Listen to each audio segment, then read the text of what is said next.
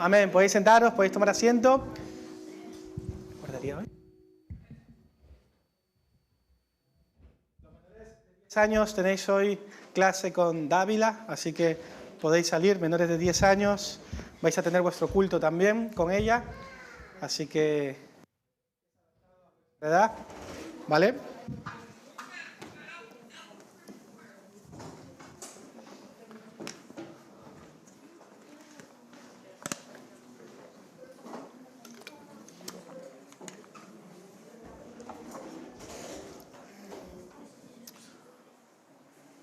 Ok. Hoy, antes, en la iglesia, bueno, nunca hemos tenido una nacionalidad que sobreabunde, ¿verdad? Siempre hemos tenido un poquito de todo. Pero hoy los alemanes nos rodean. Quiero daros la bienvenida, ¿verdad? A los familiares de nuestra hermana Elizabeth, de Andreas también. Está con nosotros también Alisa, que estará un mes más con nosotros, un par de meses todavía más, ¿verdad? Está sirviendo de un voluntariado aquí. Y a los hijos, a la hija de ella también. Así que bienvenidos aquí a la Iglesia en Rosas. Y no sé si nos visita alguien por... Bueno, Josep ya ha venido alguna vez, así que bienvenido otra vez, Josep, nuestro hermano de Brasil. No sé si alguien más ha venido por primera vez, yo creo que todos somos de la casa, ¿verdad? Así que, muy bien. Lo que hoy quiero compartir con vosotros es algo bastante profundo, por así decirlo, ¿vale? Y, ¿sabéis? Edwin antes comentó lo del tema del retiro. Es verdad, hermano, hermana, no sé si te lo estás planteando todavía, pero te animo a que vengas al retiro. Este retiro realmente va a ser espectacular. Más que nada por el tiempo de comunión y por la palabra. Estará el pastor Ezequiel Santos, que estuvo con nosotros, con los jóvenes, hace 2 campamentos, en el campamento anual. Y la verdad es que, de verdad, tiene una manera de ministrar muy poderosa, muy del Espíritu y sobre todo muy centrado en la Escritura, en la Palabra de Dios. Así que va a ser un tiempo para justamente eso, apartarnos y conectarnos de alguna manera con el Señor, ¿vale? Lo hacemos domingo a domingo, pero es que en el retiro es algo bastante especial porque estamos conviviendo, es la iglesia, conviviendo ese fin de semana ahí en Pineda de Mar, en el hotel. Así que, de verdad, no lo dejes para última hora porque no vaya a ser que te quedes sin plaza. Así que... quien avisa no es traidor, como se dice, ¿verdad?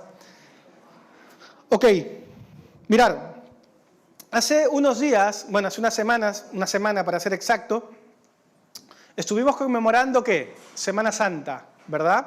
Aunque, para aquellos que hemos puesto nuestra fe en Jesús, más que una Semana Santa, apuntamos a vivir una vida santa, ¿verdad? De hecho está en el calendario, pero los creyentes, los que hemos nacido de nuevo en Cristo, apuntamos a eso, a vivir una vida santa. Y ¿sabéis? Pensando en esto, no sé si eres consciente, pero Jesús, al partir, que fue lo que recordamos hace una semana con la resurrección, nos encomendó algo. ¿Y qué era eso? La misión. De hecho, la iglesia existe por la misión y no al revés. Es decir, si no hubiera misión, probablemente esto sería un club social, esto sería un encuentro de personas buenas, por así decirlo, para ver qué guapos estamos, para estimularnos mutuamente, pero tenemos que apuntar a algo, al llamado que hizo Cristo, y es la misión, ¿vale? Él allí en Galilea encomendó a sus discípulos ir a Jerusalén, a Judea, a Samaria y hasta lo último de la tierra. Y vemos cómo siglos después, 20 siglos para ser más exactos, después de todo esto, la iglesia ha crecido. Y cuando hablo de iglesia, en este caso me refiero a la iglesia universal, es decir, a todos aquellos creyentes que hemos puesto nuestra esperanza en Jesús, creyentes de Australia, de África, de Japón, de Perú, de Alemania, de España. Todos los creyentes, de alguna manera, que hemos nacido de nuevo y hemos puesto nuestra confianza, nuestra fe en Jesús, recibiendo por gracia, ¿verdad?, la salvación. Hoy, por ejemplo, es una maravilla que nos estemos reuniendo hoy aquí, ¿vale? Sin embargo, hoy me gustaría advertir un gran peligro que puede ocurrir si se pierde el enfoque, porque podemos pensar que ser iglesia es un evento un día a la semana, donde vengo, me siento, me levanto, me vuelvo a sentar, me vuelvo a levantar, me guían para cantar algunas canciones, escucho a ver qué es lo que me cuentan hoy, ¿Qué es lo que me dicen hoy? De vez en cuando miro el móvil para calcular un poco el tiempo, a ver si el predicador se pasa de tiempo. Y si no me acuerdo el nombre de alguien, le llamo hermano o hermana. ¿Vale? Y a veces pensamos que eso es ser iglesia, pero ser iglesia es mucho más que eso. De hecho, el mensaje de hoy es llamados a ser iglesia. ¿De acuerdo? Porque, vuelvo y repito, podemos perder la perspectiva de ser iglesia, de ser esa iglesia que Jesús dijo que fuésemos. Y podemos pasar de ser realmente verdaderos discípulos de Jesús a ser consumidores de cultos. ¿Se entiende esto? Podemos pasar de ser discípulos de Jesús a ser consumidores de cultos evangélicos. Por eso hoy quiero compartir un poco acerca de lo que es la iglesia en las palabras del propio apóstol Pablo. ¿De acuerdo? Así que acompáñame, por favor, a la Escritura, Efesios capítulo 4, versículos del 1 al 16.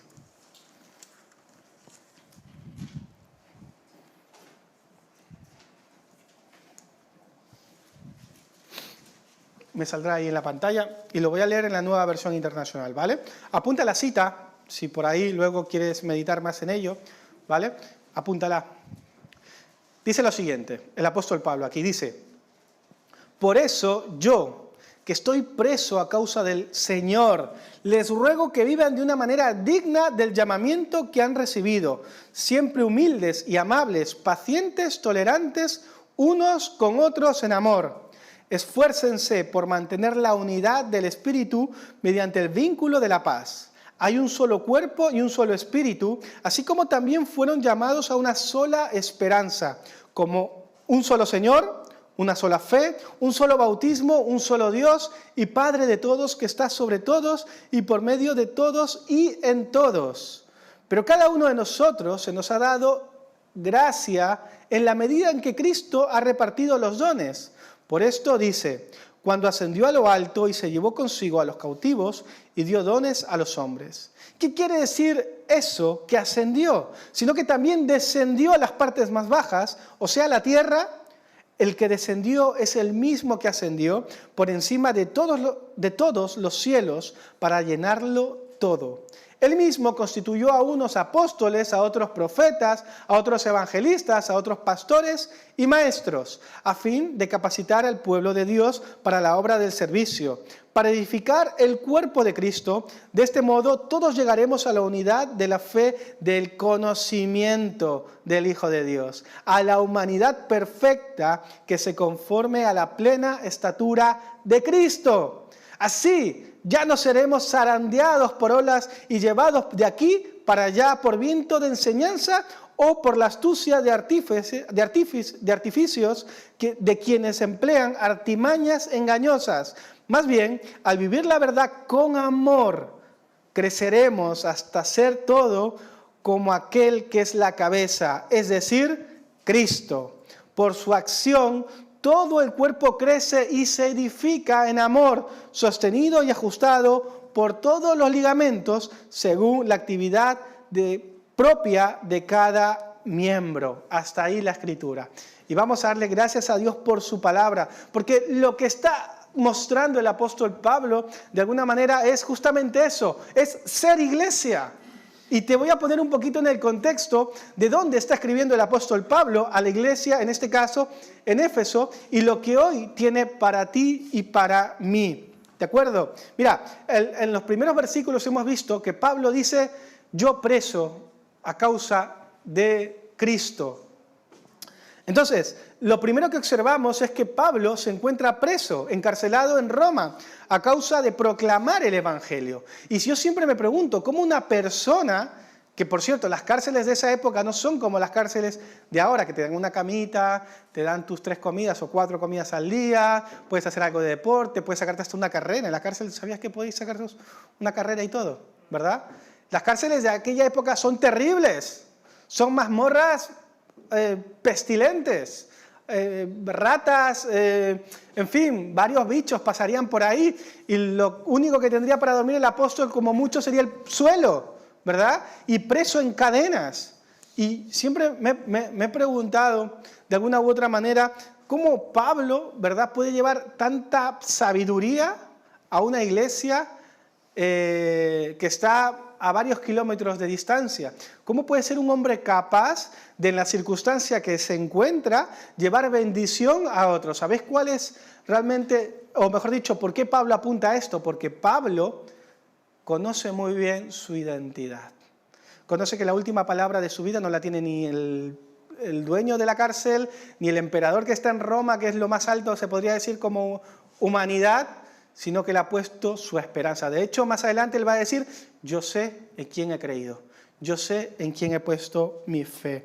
Pablo tiene una identidad totalmente nueva y a pesar de su realidad, preso, encarcelado, él puede llevar bendición a otros. ¿Sabéis? La carta de Efesios es conocida como las cartas, está dentro del conjunto conocida como las cartas de la prisión. Junto a Efesios está Filipenses, Colosenses y Filemón. Estas 4 cartas, junto a Efesios, son esas cartas desde donde el apóstol Pablo escribe y está justamente eso, encarcelado. Es decir, el apóstol Pablo no solamente lleva bendición a una iglesia, sino a 3 y a una persona, Filemón, que es más personal, ¿verdad? O sea, es capaz de llevar tanta sabiduría y bendición a estas comunidades. Sin embargo, en el capítulo 4, donde nos acabamos de detener, el apóstol Pablo intenta mostrar lo que os dije antes. ¿Cómo es una nueva identidad? ¿Cómo es la nueva identidad del seguidor de Jesús que ha nacido de nuevo? El seguidor de Jesús no pone sus ojos en las cosas superficiales de este mundo, sino que las pone en aquello que es la palabra de Jesús. Y sabe, de alguna manera, cuál es la meta. La meta es Cristo. Entonces, el seguidor de Jesús, el creyente, el nacido de nuevo, apunta de esta manera a Cristo. De hecho, él lo va a reflejar en primera persona. A pesar de estar preso, su identidad en Cristo está por encima de cualquier otra cosa. En Filipenses, él va a decir, por ejemplo, algo hermoso: regocijaos. Le va a decir a una iglesia, regocijaos, siempre regocijaos en el Señor. En otras palabras, le está diciendo, ser felices, a pesar de las circunstancias que estáis viviendo, estar felices, porque en Cristo está siempre la victoria. Y ellos eran personas que estaban pasando, comunidades que estaban pasando en persecución por medio de su fe. Muchos de ellos tenían 2 problemas. Uno, la persecución; otro, la idolatría; y un tercero, que habían falsos maestros que enseñaban el judaísmo nuevamente, que decían, Cristo, vale, ok, Cristo, pero hay que hacer la ley judía nuevamente. Entonces Pablo lleva consuelo a estas iglesias, ¿no? Volviendo a Efesios, el apóstol Pablo va a apuntar a diferentes asuntos que tienen que ver con la identidad del creyente. Y hoy quiero apuntar a eso, a la identidad del creyente. ¿Cuál es la identidad del creyente? Bueno, hoy voy a hablar acerca de 3 aspectos que tienen que ver con el creyente, con aquel que ha nacido de nuevo, ¿vale? Así que el primero de ellos es la unidad. La unidad, ¿de acuerdo? Tristemente, en ocasiones me encuentro con algunos creyentes que piensan que ser parte de la iglesia es ver los cultos online, es decir, ver por el streaming que está ahí, o que sencillamente, como dijimos antes, es asistir a cultos dominicales donde nos dicen, levántate, siéntate, canta algunas canciones y si no te acuerdas el nombre de otro, te llamas hermano o hermana, ¿verdad? O inclusive hasta te piden ofrenda o diezmos, ¿verdad? Y a ver qué me cuentan hoy, a ver qué me dicen hoy, ¿verdad? Y tristemente hemos reducido la vida cristiana a sencillos eventos y eso es algo que básicamente hemos encasillado. Y eso no es la vida cristiana. Eso no es el verdadero discípulo de Jesús. Eso no es a lo que estamos llamados como iglesia. Vuelvo y repito. Por ejemplo, el tema de los cultos online, ¿vale? Los cultos online son una herramienta y es una expresión de la iglesia, pero nunca va a ser realmente la iglesia en sí. De hecho, el apóstol Pablo aquí en el versículo 2 y 3 dice lo siguiente. Fijaros, mira lo que dice, siempre humildes y amables, pacientes, tolerantes, unos con otros, ¿en qué? En amor. Esfuércense por mantener la unidad del Espíritu mediante el vínculo de paz. Ahora, la pregunta es, ¿cómo yo voy a practicar ser humilde, amable, paciente, tolerante y el amor si no convivo con la comunidad? ¿Cómo puedo practicar eso online o de manera virtual? Eso es un error. O mejor dicho, es una inmadurez. No se puede. El apóstol Pablo está apuntando a estas cosas. ¿Por qué? Porque la iglesia es el pueblo de Dios donde nos relacionamos unos con otros para apuntar a la misión. Vuelvo y repito, la iglesia es el pueblo de Dios donde nos relacionamos, interactuamos unos con otros, creciendo en la palabra de Dios para apuntar a la misión. ¿Vale? De hecho, el apóstol Pablo va a decir, esfuércense por mantener la unidad. ¿Por qué diría esfuércense por mantener la unidad? Porque, inspirado por el Espíritu Santo, claramente, muchas veces, el peligro de la iglesia es la desunión. El que tú vengas aquí, el que hoy, por ejemplo, nos congreguemos y, por ejemplo, no compartas tu vida cotidiana con tus hermanos, es un error. Es un error. En otras palabras, cuando el orgullo, la descortesía, la intolerancia, la ira intente generarse en la iglesia, nos está llamando a que seamos lo suficientemente maduros para no darle el lugar que quiere. No nos dice que no puede llegar a pasar, porque muchas veces, ¿cuántas iglesias conocemos que se han dividido? Que ha venido alguien y ha dividido una iglesia, ha roto un cuerpo y se han expandido, en fin. Luego, personas tristemente han sufrido, ¿verdad?, por las diferentes circunstancias que han vivido. No sé si a lo mejor eres una de esas personas, pero fíjate lo que dice el apóstol Pablo. Esfuércense por mantener la unidad. Porque sabía probablemente que uno de los grandes problemas de la iglesia sería el que podamos ser o podamos llegar a ser simples consumidores de cultos y no verdaderos discípulos de Jesús afincados en la iglesia. Si eso ocurre, ¿qué debemos de hacer? Apuntemos al Espíritu. Apuntemos al Espíritu antes que a la carne. Claro que va a haber momentos de roces, ¿verdad? Y dice que hay un refrán muy español que dice, el roce hace el cariño, ¿verdad? Claro que habrá momentos de roces porque cada uno de nosotros somos muy distintos, muy diferentes. De hecho, culturalmente, inclusive, culturalmente somos distintos, pero ahí está la riqueza también en la variedad. Ahí está una de las cosas en las cuales podemos apostar, pero por las diferencias es ahí donde tenemos que trabajar para hacer y esforzarnos en la unidad. Recuerda que una gota de lluvia en la arena no genera ningún tipo de impacto, pero muchas gotas pueden generar vida hasta en los desiertos más áridos, cuando están unidos. Unidad. Si llevas tiempo en esta iglesia, este texto nos anima a relacionarnos, a conocernos, a amarnos y a practicarlo. Cosas prácticas. Invita a alguien a tomar un café un día. No te relaciones con los que normalmente son más afín a ti. Intenta conocer a todos, intenta realmente conocer el nombre y no llames hermano o hermana, solamente a alguien cuando no te acuerdes de su nombre. Invita a alguien a tomar un café. Hay personas que no vienen hace tiempo, ¿verdad? Por cierto, tenemos aquí un paréntesis, tenemos a nuestros hermanos Betty y David que están delicados ahora mismo.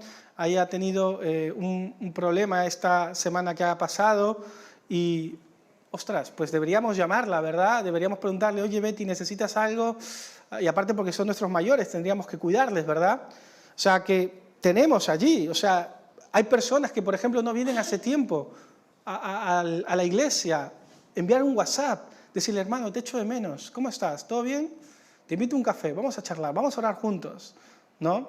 Pero a veces salimos por la tangente, somos a lo mejor muy superficiales y pensamos que esto es el trabajo del pastor, que es verdad, que hay que hacerlo.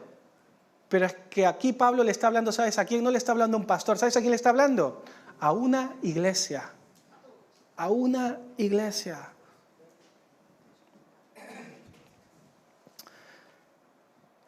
Si hablamos de unidad, lo segundo de lo cual tenemos que hablar es de llamado.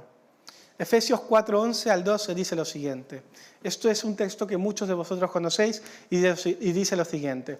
Él mismo constituyó a unos apóstoles, a otros profetas, a otros evangelistas, a otros pastores y maestros, a fin de capacitar al pueblo de Dios para la obra de servicio, para edificar al cuerpo de Cristo. Hermana, tenemos una misión y la misión es universal. Es decir, la iglesia de Australia, de Alemania, de Japón, de Brasil, de España, tiene la misma misión, ¿de acuerdo?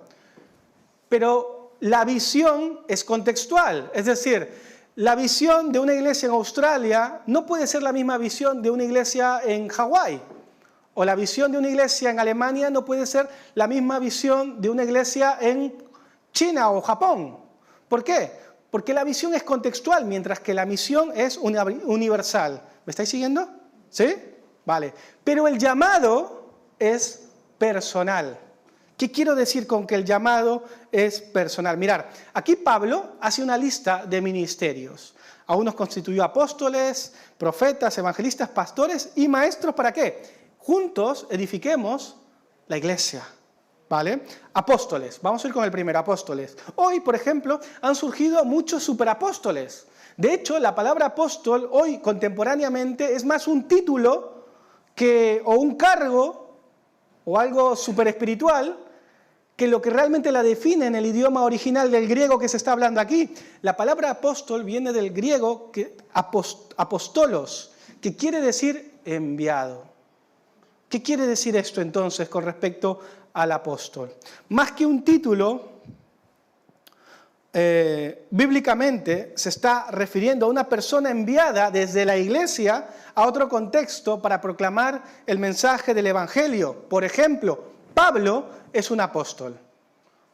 Pablo es un apóstol, se ha convertido en Jerusalén y de esa manera comparte el evangelio con los gentiles y va a diferentes lugares a proclamar lo que hoy contemporáneamente realmente sería, ¿sabéis qué? Un misionero. Pero hoy esta palabra ha sido tan manoseada que es un título básicamente. Y no sé ni dónde se lo sacan, pero está ahí, ¿vale? Pero realmente bíblicamente lo que nos dice es que es alguien que va a otro contexto diferente al suyo a proclamar el evangelio. Lo segundo que dice, profetas, ¿vale? Cuando hablamos de profetas, muchas veces hemos pensado que se trata de aquellos que nos adivinan el futuro. Y es un error. En el sentido bíblico, los profetas son aquellos que traen la palabra de Dios al pueblo de Dios. Y si tú vas al Antiguo Testamento, que es donde había muchos profetas, te vas a dar cuenta que los profetas que traían, sobre todo, advertencia al pueblo de Dios, mediante lo que Dios quería comunicar a su pueblo. Por lo tanto, el ministerio profético tiene que ver con aquellos que traen la palabra de Dios al pueblo para advertencia. No necesariamente con predecir el futuro, aunque tiene una parte que ver, pero sobre todas estas cosas, si te vas a lo largo, tanto profetas menores como mayores eran los que traían advertencia al pueblo. Sobre todo, ¿sabéis sobre qué? Sobre la idolatría. Así que eso es otro asunto. Evangelistas, aquellos que predican el evangelio a todo tiempo y generan conversiones. Pastores, aquellos que cuidan la iglesia, traen el alimento, el crecimiento espiritual para las ovejas. Son aquellos que están al frente de las comunidades generalmente. Maestros, pues aquellos que enseñan las escrituras, ¿verdad? ¿Por qué te cuento todo esto? A ver, ¿sabes por qué? Porque aquí lo que estamos observando es variedad. No es solamente un ministerio, ni uno está por encima del otro. Todos están en una misma línea y todos son diferentes. Son áreas de servicio. Y aunque tristemente en ocasiones muchas piensan que esto se trata de títulos, son más bien áreas de servicio. Esto nos habla de variedad, esto nos habla de llamado, y vuelvo y repito, el llamado es personal. Aquí, por ejemplo, en esta iglesia, ahora mismo, en Rosas, ¿vale? Sin irnos muy lejos, ahora mismo hay una variedad de personas, con diferentes culturas, con diferentes roles, probablemente hasta con diferentes dones, ¿verdad? Ninguno se parece. La pregunta es, ¿habrá llamado en esta iglesia?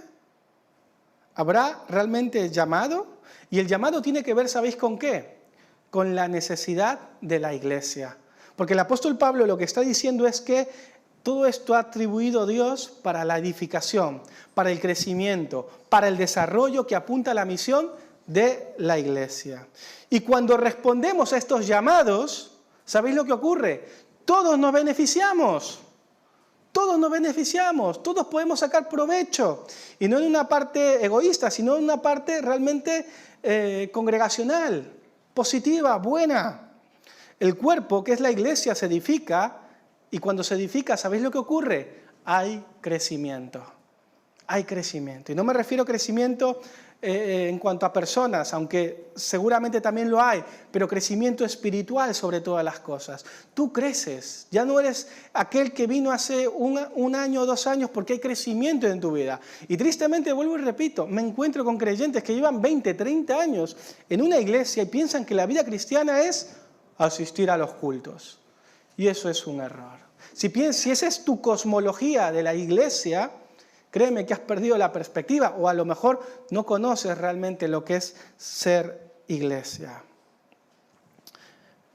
Hermanos, mientras tardamos en responder a nuestros llamados, ¿sabes lo que ocurre? Dios levanta a otros. Hay un llamado. Y mientras nosotros tardamos en responder a nuestro llamado, Dios levanta a otros. Y puedes pasarte, como dije antes, 20 años en una iglesia como espectador y ver cómo otros son capacitados y levantados por Dios para su obra. Y esto es un llamado de atención para nosotros, porque eso tiene que ver con obediencia. En esta iglesia necesitamos personas que realmente quieran servir. Y no por cargos, sino porque lo primero que nada son siervos. Tienen corazón de siervos y de siervas y responden a la necesidad de su iglesia local. ¿A qué nos está llamando Dios? Te das esa pregunta. ¿A qué te está llamando Dios en este último tiempo? ¿A ser un consumidor de cultos o verdaderamente a generar en ti un corazón de siervo y sierva?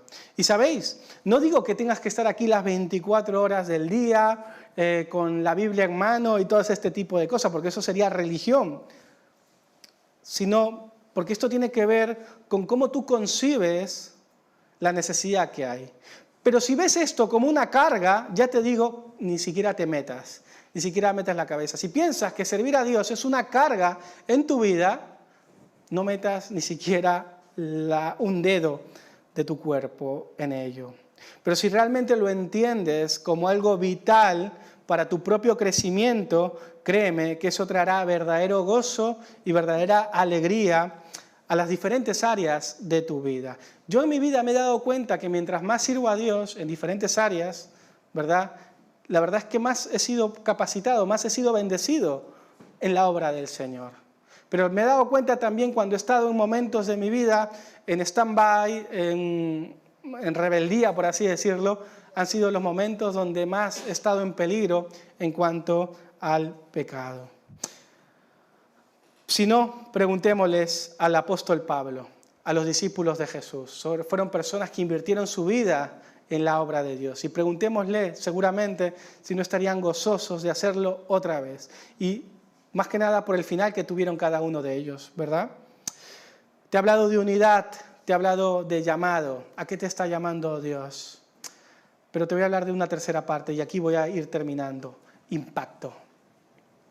El apóstol Pablo dice en el versículo 14 y 16 del capítulo 4, dice: así ya no seremos zarandeados como niños por olas y llevados de aquí para allá por todo viento de enseñanza y por la astucia de los artificios que quienes emplean artimañas engañosas. Más bien, al vivir la verdad con amor, creceremos, fíjate, creceremos hasta ser en todo como aquel que es la cabeza, es decir, Cristo.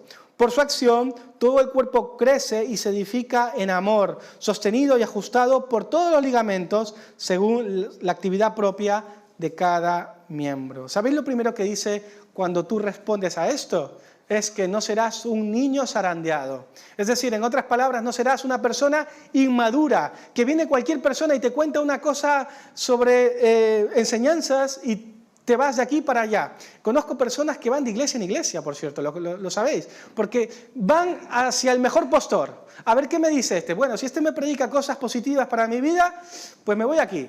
Pues el día que me predique algo que, tengo que esforzarme, tengo que ser disciplinado, tengo que salir de mi zona de confort. No, me voy a otro lado, que ahí me van a decir cosas buenas. Y aquí el apóstol Pablo se está refiriendo a esas características, a no ser niños inmaduros, a dejar la inmadurez del viento de cualquier doctrina que venga a engañarnos. ¿Cómo yo sé si una doctrina es falsa o verdadera? Porque hoy se habla de la sana doctrina, no sé si habéis escuchado esa palabra. ¿Cómo yo no dejo de ser engañado entre una sana o falsa doctrina? ¿Sabes cómo? Porque paso tiempo con la palabra. Si tú pasas tiempo con la palabra, nada ni nadie te va a engañar ni te va a zarandear. De hecho, lo que estoy compartiendo hoy, compruébalo con la Escritura, compruébalo con la Biblia y no te dejes simplemente llevar por las palabras que te estoy diciendo. ¿Sabéis qué impacto genera un creyente maduro? Poca cosa, seguramente. O sí, puede generar un impacto. Pero ¿sabéis ahora qué impacto generan varios creyentes maduros? Eso puede cambiar una sociedad, inclusive. Eso puede generar un cambio y un impacto brutal en medio de nuestra cultura. El impacto que generan personas unidas al propósito del Evangelio, que responden con madurez a su llamado, eso genera impacto. Si nos esforzamos por la unidad y respondemos con madurez a nuestros llamados, créeme que eso va a generar un impacto en nuestra ciudad. Si a tu iglesia local le va bien, entonces es porque a ti te va bien. Y a veces hemos visto la iglesia muchas veces como un lugar a lo mejor de carga o a ver lo que me dan, a ver lo que me ofrecen. Y eso es un error. Si tu iglesia local está creciendo, quiere decir que a ti también te está yendo bien, porque somos miembros de un solo cuerpo. Y si a mi mano derecha le va bien, pues claro que a mi mano, al revés, si a mi mano derecha le va bien, claro que a mi mano izquierda le va a ir bien también, voy a estar feliz, voy a estar contento. ¿Sabéis el impacto que genera que, por ejemplo, hoy te congregues aquí? Podrías estar en cualquier lugar. El impacto que genera, por ejemplo, que en un lugar como Rosas nos juntemos personas de diferentes culturas, hablando, por ejemplo, de honestidad, hablando, por ejemplo, de integridad, hablando de ser buenos padres, hablando de ser buenos matrimonios, mejores matrimonios, hablando de cómo criar o educar mejor a nuestros hijos, mientras que el mundo cada vez más se va al garete. Eso genera un impacto ahora mismo. Probablemente no somos conscientes de ese impacto que genera, pero créeme que en el reino de los cielos está generando un impacto ya, y lo que se hace en el reino de los cielos es capaz de llegar también aquí a la tierra. Cuando a tu iglesia local le va bien en todas las áreas, a nosotros también entonces nos va bien. Todos nos beneficiamos uno de los otros hasta que no entendamos, o mejor dicho, hasta que no vivamos esto, probablemente no generaremos un impacto a nuestro alrededor. He conocido iglesias que durante la pandemia cerraron y no han vuelto a abrir sus puertas. ¿Sabéis por qué? Porque probablemente no se generó ese esfuerzo por la unidad. Y muchos pasaron de ser discípulos a ser consumidores sin responder a un llamado concreto que los saque de su zona de confort. Por eso muchas iglesias en pandemia tuvieron que cerrar, porque ya no generaron ningún tipo de impacto a su alrededor. Fíjate, hace una semana varios de nosotros y vosotros, estuvimos en la campaña evangelística compartiendo el evangelio aquí en Rosas, estuvimos el culto en el teatro y fue un momento de impacto. Ahora tenemos otra oportunidad, ¿cuándo? En Sant Jordi, por ejemplo.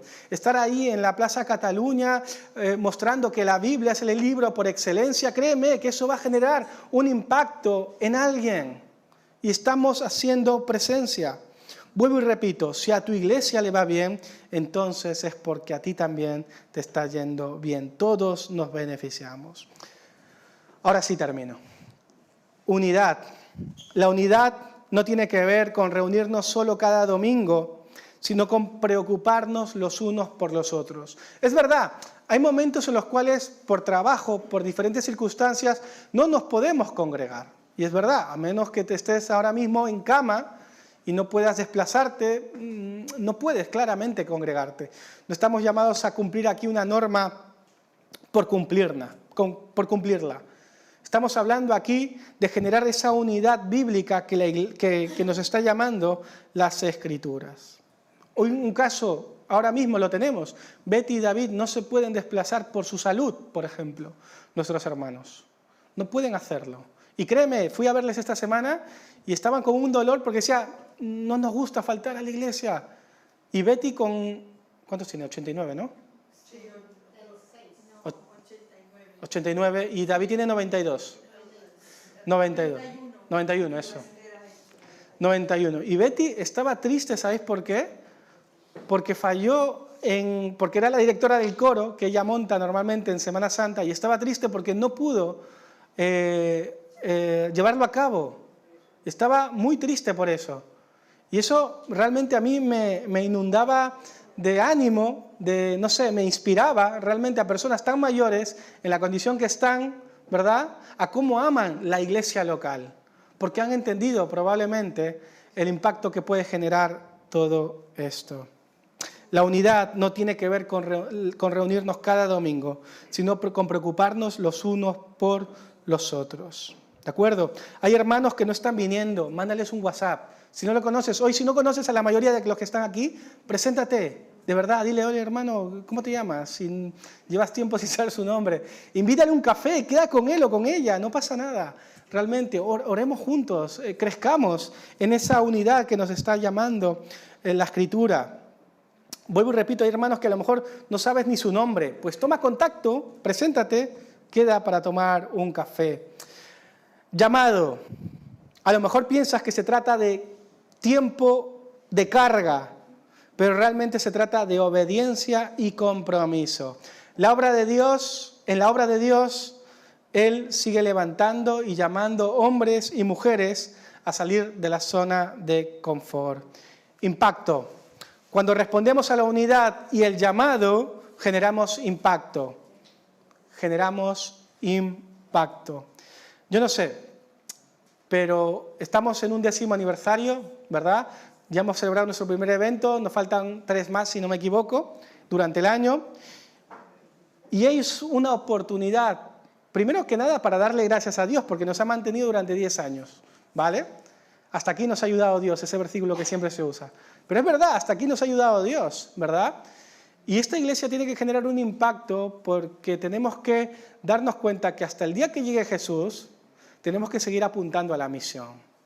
Tenemos que dar el relevo a las nuevas generaciones y pasar el testigo. Pero si nos quedamos sentados en la iglesia siendo consumidores de culto, créeme, y Dios no quiera, y seamos una de las tantas iglesias que cerraron porque no hubo unidad y no respondieron al llamado. Esto no se trata de unos cuantos, esto se trata de la iglesia. Pablo no le escribe a unos cuantos, Pablo le está escribiendo a la iglesia. Y tenemos que tomar y adoptar el espíritu de la iglesia en Éfeso para todo esto. Vamos a orar.